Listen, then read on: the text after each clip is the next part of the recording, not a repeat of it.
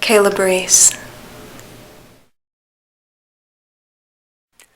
Eugenics, both a sci-fi term and reality. Its advocates see it as a social philosophy for the enhancement of human hereditary traits through the promotion of higher reproduction for certain people and the reduction of reproduction for others.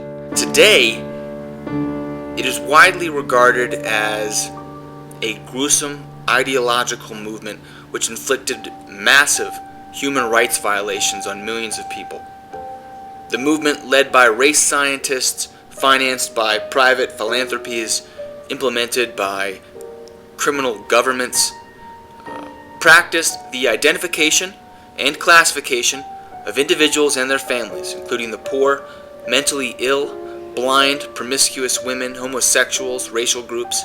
It then attempted to label these people as degenerate or unfit, and consequently segregated, institutionalized, sterilized, euthanized, and even mass exterminated them. The practices engaged involved countless violations of privacy, attacks on individual reputation, violations of the right to life, to found a family. Today, these are all classified as violations of human rights.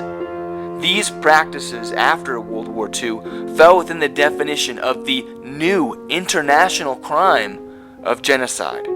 Yes, 20th century eugenics was in fact the very birth of the legal term genocide. So why do I bring this up? Who would possibly support such sadistic policies? Well, there's always perspectives, right? We all know Hitler was the most infamous proponent for eugenics, as he attempted to remove those who were not fit to live. But there were other proponents, some who were not so infamous, but famous. Charles Darwin, H.G. Wells, Woodrow Wilson, Theodore Roosevelt, George Bernard Shaw, Winston Churchill, Sidney Webb, and many others.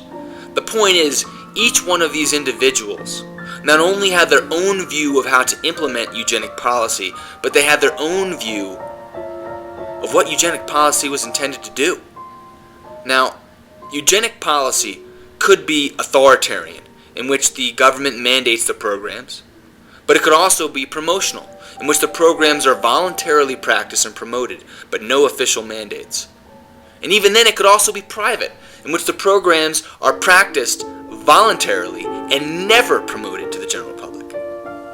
So, killing the handicap and opening up a genius-only sperm bank are two very different programs, but yet they would both shoulder a eugenic policy label. Are they the same? I would say no.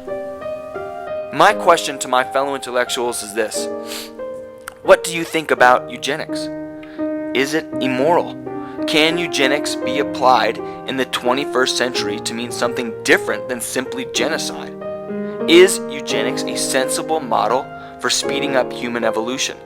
And is tampering with evolution dissolute? Bioethics will certainly become more prominent as we enter into an age of advanced science and medicine. Each new day we seem to continue to play God more and more. The Human Genome Project alone has made the effective modification of the human species seem very possible. Now, I cannot openly say I support eugenic policy, but I do support conscious evolution. I support aborting a fetus with birth defects. I support altering the human genome with the intent to harvest the healthiest child possible. I support the use of biotech in order to prolong lifespans and increase human productivity. I support the utilization of superior egg embryos and sperm cells in order to encourage healthier generations. I do not support sterilizing those deemed less fit. I do not support excluding those deemed less productive. My view of eugenics is this: science has given us longer life, better health, and increased productivity. Let us continue to harness that power for future generations in order to continue pushing the limits of organic organisms. Some might call it playing God, but others might just call it progress. Let us remember that at one point, surgery was considered playing God. This issue will certainly draw some heat, especially from conservatives, anti-science positions, pro-life positions, and no doubt the fundamentally religious. First, let me say that I am not an expert, nor do I claim to be. I am an opinionated person who merely seeks to make a better world. If we disagree on what is better, that is fine. But do not mistake my opinions as intentional evils. I see eugenics as a means to make our seeds more plentiful. This is kailabreece. What do you know?